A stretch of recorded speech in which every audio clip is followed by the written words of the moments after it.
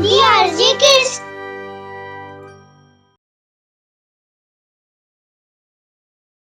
ਕਹਾਣੀ ਘਰ ਵਿੱਚ ਸੋਨੇ ਦੀ ਬਾਰਿਸ਼। ਧਨਪਤ ਆਪਣੇ ਪਿੰਡ ਦਾ ਸਭ ਤੋਂ ਗਰੀਬ ਆਦਮੀ ਸੀ।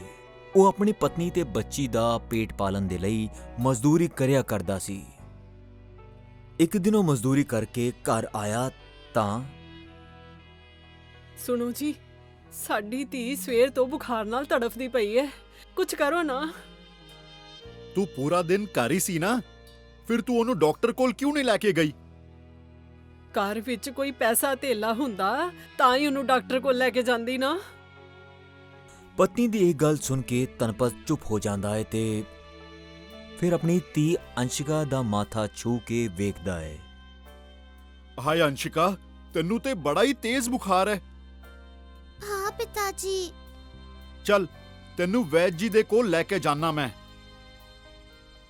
ਇਹ ਕਹਿ ਕੇ ਧਨਪਤ ਬੇਟੀ ਅੰਸ਼ਿਕਾ ਨੂੰ ਵੈਦ ਜੀ ਦੇ ਕੋਲੋਂ ਦਵਾਈ ਲਿਆ ਕੇ ਦਿੰਦਾ ਹੈ, ਪਰ ਉਹਦੀ ਦਵਾਈ ਨਾਲ ਵੀ ਅੰਸ਼ਿਕਾ ਨੂੰ ਕੋਈ ਆਰਾਮ ਨਹੀਂ ਮਿਲਦਾ ਤੇ ਇਸ ਕਰਕੇ ਅਰੇ ਪੂਜਾ, ਇੱਧਰ ਆ। ਹਾਂਜੀ ਦੱਸੋ। ਅੰਸ਼ਿਕਾ ਦਾ ਬੁਖਾਰ ਤੇ ਟੁੱਟਦਾ ਹੀ ਨਹੀਂ ਪਿਆ। ਇਹਨੂੰ ਤਾਂ ਕਿਸੇ ਵੱਡੇ ਡਾਕਟਰ ਨੂੰ ਦਿਖਾਉਣਾ ਪਊਗਾ। ਪਰ ਉਹ ਤੇ ਬੜੀ ਮਹਿੰਗੀ ਦਵਾਈ ਦੇਗਾ ਤੇ ਉੱਪਰੋਂ ਨੰਬਰਾਂ ਵਾਲੀ ਪਰਚੀ ਕੱਟਣ ਦੇ ਬਹਾਨੇ ਪੈਸਾ ਹੋਰ ਵੱਖਰਾ ਮੰਗੇਗਾ। ਇੰਨਾ ਪੈਸਾ ਆਪਣੇ ਕੋਲ ਕਿੱਥੇ ਹੈ ਜੀ? ਪੈਸਾ ਤਾਂ ਨਹੀਂ ਹੈ, ਪਰ ਫਿਰ ਵੀ ਲੈ ਕੇ ਤਾਂ ਜਾਣਾ ਹੀ ਪਊਗਾ ਨਾ। ਇਹ ਕਹਿ ਕੇ ਧਨਪਤ ਤੇ ਉਹਦੀ ਪਤਨੀ ਦੋਵੇਂ ਆਪਣੀ ਬੇਟੀ ਨੂੰ ਲੈ ਕੇ ਇੱਕ ਡਾਕਟਰ ਦੇ ਕਲੀਨਿਕ ਤੇ ਜਾਂਦੇ ਹਨ, ਪਰ ਬਿਨਾਂ ਪੈਸਿਆਂ ਦੇ ਡਾਕਟਰ ਉਹਨਾਂ ਦੀ ਬੇਟੀ ਨੂੰ ਵੇਖਣ ਤੋਂ ਮਨਾ ਕਰ ਦਿੰਦਾ ਹੈ। ਕੀ ਜ਼ਮਾਨਾ ਆ ਗਿਆ ਹੈ, ਗਰੀਬ ਉੱਤੇ ਤਾਂ ਕੋਈ ਤਰਸ ਹੀ ਨਹੀਂ ਖਾਂਦਾ। ਮੇਰੀ ਮਾਸੂਮ ਜਿਹੀ ਬੱਚੀ ਬੁਖਾਰ ਨਾਲ ਤੜਪਦੀ ਪਈ ਏ ਤਾਂ ਇਸ ਡਾਕਟਰ ਨੂੰ ਪੈਸੇ ਦੀ ਪਈ ਹੋਈ ਏ। ਇਹਨੇ ਤੇ ਇੰਨਾ ਵੀ ਨਹੀਂ ਸੋਚਿਆ ਬਈ ਗਰੀਬ ਆਦਮੀ ਦੀ ਬਿਮਾਰ ਧੀ ਨੂੰ ਵੇਖ ਹੀ ਲਵੇ। ਰੱਬ ਕਰੇ। ਇਹ ਕਹਿੰਦੇ ਕਹਿੰਦੇ ਪੂਜਾ ਰੋਣ ਲੱਗਦੀ ਹੈ ਤੇ ਫਿਰ ਧਨਪਤ ਉਹਨੂੰ ਸਮਝਾਉਂਦਾ ਹੈ। ਬਸ ਕਰ ਪੂਜਾ, ਰੱਬ ਨੂੰ ਜੋ ਡਾਕਟਰ ਨਾਲ ਕਰਨਾ ਹੋਊਗਾ ਉਹ ਕਰੇਗਾ। ਤੂੰ ਹੁਣ ਬਸ ਰੋਣਾ ਬੰਦ ਕਰ ਦੇ ਤੇ ਬੱਚੀ ਨੂੰ ਲੈ ਕੇ ਘਰ ਜਾ। ਤੇ ਤੁਸੀਂ? ਮੈਂ ਇਹਦੇ ਇਲਾਜ ਦੇ ਲਈ ਕਿਸੇ ਕੋਲੋਂ ਉਧਾਰ ਲੈ ਕੇ ਆਉਣਾ। ਇਸ ਤਰ੍ਹਾਂ ਆਪਣੀ ਪਤਨੀ ਨੂੰ ਘਰ ਵਾਪਸ ਜਾਣ ਨੂੰ ਕਹਿ ਕੇ ਧਨਪਤ ਕਈ ਲੋਕਾਂ ਦੇ ਕੋਲ ਪੈਸਾ ਮੰਗਣ ਦੇ ਲਈ ਜਾਂਦਾ ਹੈ, ਪਰ ਉਹਨੂੰ ਕੋਈ ਪੈਸਾ ਨਹੀਂ ਦਿੰਦਾ ਤੇ ਹਾਰ ਕਰ ਉਹ ਘਰ ਵਾਪਸ ਜਾਣ ਲੱਗਦਾ ਹੈ। ਪਰ ਉਦੋਂ ਹੀ ਉਹਦੀ ਨਜ਼ਰ ਇੱਕ ਸਾਧੂ ਉੱਤੇ ਪੈਂਦੀ ਹੈ ਜੋ ਜ਼ਮੀਨ ਤੇ ਬੇਹੋਸ਼ ਪਿਆ ਸੀ। ਸ਼ਾਇਦ ਗਰਮੀ ਦੀ ਵਜ੍ਹਾ ਕਰਕੇ ਬੇਹੋਸ਼ ਹੋ ਕੇ ਡਿੱਗ ਪਏ ਨੇ ਸਾਧੂ ਮਹਾਰਾਜ। ਮੈਨੂੰ ਇਹਨਾਂ ਦੀ ਮਦਦ ਕਰਨੀ ਚਾਹੀਦੀ ਹੈ। ਇਹੀ ਸੋਚ ਕੇ ਧਨਪਤ ਸਾਧੂ ਦੇ ਮੂੰਹ ਉੱਤੇ ਪਾਣੀ ਦੀ ਛਿੱਟਾ ਮਾਰ ਕੇ ਉਹਨੂੰ ਹੋਸ਼ ਵਿੱਚ ਲਿਆਉਂਦਾ ਹੈ ਤੇ ਫਿਰ ਉਹਨੂੰ ਪਾਣੀ ਪਿਲਾਉਂਦਾ ਹੈ। ਸਾਧੂ ਧਨਪਤ ਤੋਂ ਖੁਸ਼ ਹੋ ਜਾਂਦਾ ਹੈ ਤੇ ਉਹਨੂੰ ਇੱਕ ਗੁੜੀਆ ਦਿੰਦੇ ਹੋਏ ਕਹਿੰਦਾ ਹੈ, ਮੈਂ ਤੁਹਾਨੂੰ ਇੱਕ ਚਾਬੀ ਵਾਲੀ ਜਾਦੂਈ ਗੁੜੀਆ ਦਿੰਦਾ ਬੇਟਾ, ਤੂੰ ਇਹਨੂੰ ਆਪਣੇ ਘਰ ਲੈ ਜਾ। ਪਰ ਮੈਂ ਇਹਦਾ ਕੀ ਕਰਾਂਗਾ ਸਾਧੂ ਮਹਾਰਾਜ? ਇਹ ਤੇਰੀ ਸਾਰੀ ਗਰੀਬੀ ਦੂਰ ਕਰ ਦਊਗਾ, ਕਿਉਂਕਿ ਬੇਟਾ ਇਹ ਸੋਨਾ ਦੇਣ ਵਾਲੀ ਜਾਦੂਈ ਗੁੜੀਆ ਹੈ। ਤੂੰ ਜਦੋਂ ਵੀ ਇਹਦੇ ਵਿੱਚ ਚਾਬੀ ਭਰੂਗਾ ਤਾਂ ਇਹ ਨੱਚਣ ਲੱਗੇਗੀ ਤੇ ਤੇਰੇ ਘਰ ਵਿੱਚ ਸੋਨਾ ਵਰਨ ਲੱਗੂਗਾ। ਸਾਧੂ ਕੋਲੋਂ ਸੋਨਾ ਵਰਨ ਵਾਲੀ ਗੁੜੀਆ ਲੈ ਕੇ ਗਰੀਬ ਗਣਪਤ ਦੀ ਖੁਸ਼ੀ ਦਾ ਠਿਕਾਣਾ ਨਹੀਂ ਰਹਿੰਦਾ। ਉਹ ਛੇਤੀ ਘਰ ਜਾਂਦਾ ਹੈ ਤੇ ਫਿਰ ਅਰੇ ਵੇਖ ਤਾਂ ਪੂਜਾ, ਮੈਂ ਕੀ ਲੈ ਕੇ ਆਇਆ। ਇਹ ਤੇ ਇੱਕ ਆਮ ਜਿਹੀ ਗੁੜੀਆ ਹੈ ਜੀ। ਇਹ ਆਮ ਗੁੜੀਆ ਨਹੀਂ ਹੈ, ਬਲਕਿ ਸੋਨੇ ਦੀ ਬਾਰਿਸ਼ ਕਰਨ ਵਾਲੀ ਗੁੜੀਆ ਹੈ। ਇਹ ਕਹਿ ਕੇ ਧਨਪਤ ਉਸ ਗੁੜੀਆ ਵਿੱਚ ਚਾਬੀ ਭਰ ਦਿੰਦਾ ਹੈ ਤੇ ਫਿਰ ਜਿਵੇਂ ਹੀ ਗੁੜੀਆ ਨੱਚਣ ਲੱਗਦੀ ਹੈ ਤਾਂ ਘਰ ਵਿੱਚ ਸੱਚਮੁੱਚ ਸੋਨੇ ਦੀ ਬਾਰਿਸ਼ ਹੋਣ ਲੱਗਦੀ ਹੈ। ਇਹ ਵੇਖ ਕੇ ਧਨਪਤ ਤੇ ਉਹਦੀ ਪਤਨੀ ਦੋਵੇਂ ਹੈਰਾਨ ਹੋ ਜਾਂਦੇ ਨੇ। ਵਾਹ, ਇਹ ਤੇ ਚਮਤਕਾਰ ਹੋ ਗਿਆ। ਘਰ ਵਿੱਚ ਤੇ ਸੱਚੀ ਸੋਨੇ ਦੀ ਬਾਰਿਸ਼ ਹੀ ਹੋ ਗਈ ਹੈ। ਹੁਣ ਸਾਡੀ ਗਰੀਬੀ ਸੱਚੀ ਮੁੱਚੀ ਦੂਰ ਹੋ ਜਾਵੇਗੀ ਜੀ। ਹਾਂ ਪੂਜਾ, ਇਹ ਸੋਨਾ ਵੇਚ ਕੇ ਤਾਂ ਸਾਨੂੰ ਬਹੁਤ ਸਾਰਾ ਪੈਸਾ ਮਿਲ ਜਾਊਗਾ।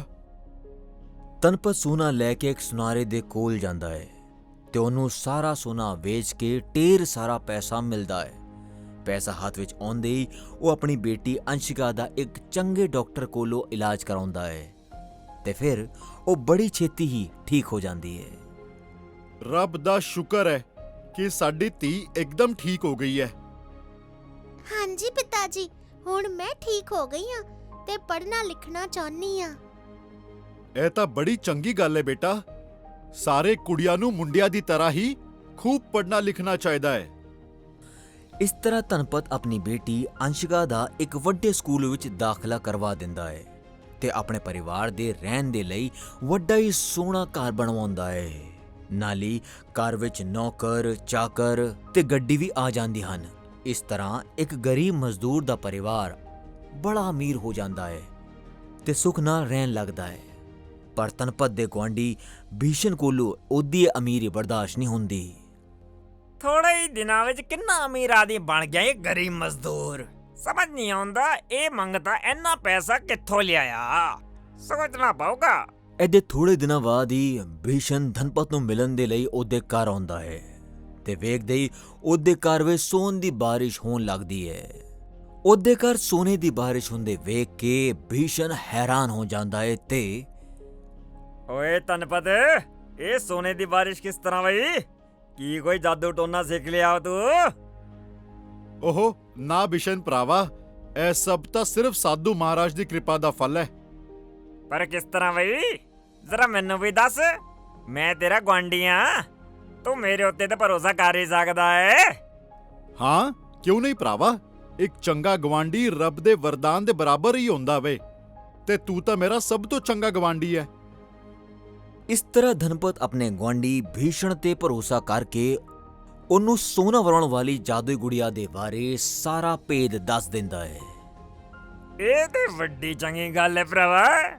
ਰੱਬ ਕਰੇ ਤੂੰ ਤੇ ਤੇਰੀ ਇਹ ਗੁੜੀਆ ਦੋਵੇਂ ਸਦਾ ਹੀ ਸਲਾਮਤ ਰਹੋ। ਪਰ ਤੈਨੂੰ ਬਸ ਇੱਕ ਗੱਲ ਸਮਝਾਉਣਾ ਚਾਹੁੰਦਾ ਯਾਰ। ਕੀ ਗੱਲ ਸਮਝਾਉਣਾ ਚਾਹੁੰਦਾ ਹੈ ਬਿਸ਼ਨ? ਇਹ ਬਈ ਮੈਂ ਤੇ ਤੇਰਾ ਯਾਰ ਇਮਾਨਦਾਰ ਬੰਦਾ, ਪਰ ਪਿੰਡ ਵਿੱਚ ਸਾਰੇ ਮੇਰੇ ਵਰਗੇ ਇਮਾਨਦਾਰ ਥੋੜੀ ਨਾ ਹੈਗੇ ਐ। ਇਸ ਲਈ ਕਿਸੇ ਹੋਰ ਨੂੰ ਇਸ ਬਾਰੇ ਬਿਲਕੁਲ ਨਾ ਦੱਸੀ, ਕਿਉਂਕਿ ਕੋਈ ਇਸ ਜਾਦੂਈ ਗੁੜੀਆ ਨੂੰ ਚੋਰੀ ਵੀ ਕਰ ਸਕਦਾ ਹੈ।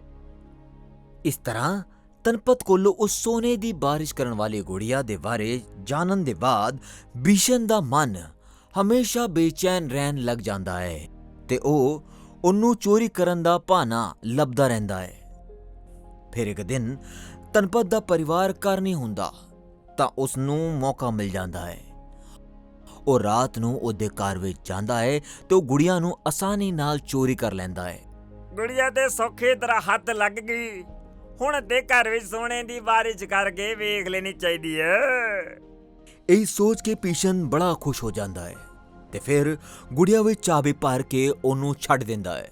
ਗੁੜੀਆ ਨੱਚਣ ਲੱਗਦੀ ਹੈ, ਪਰ ਘਰ ਵਿੱਚ ਸੋਨ ਦੀ ਬਾਰਿਸ਼ ਹੋਣ ਦੀ ਬਜਾਏ ਭੀਸ਼ਨ ਦੇ ਸਿਰ ਤੇ ਅੱਗ ਵਰਨ ਲੱਗਦੀ ਹੈ।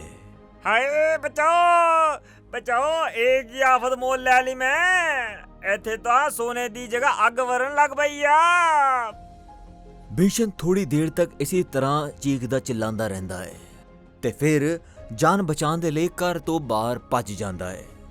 ਫਿਰ ਇਸ ਘਟਨਾ ਤੋਂ ਬਾਅਦ ਉਹ ਜ਼ਿੰਦਗੀ ਭਰ ਲਾਲਚ ਤੇ ਚੋਰੀ ਨਾ ਕਰਨ ਦੀ ਸੌਖ ਖਾਂਦਾ ਹੈ।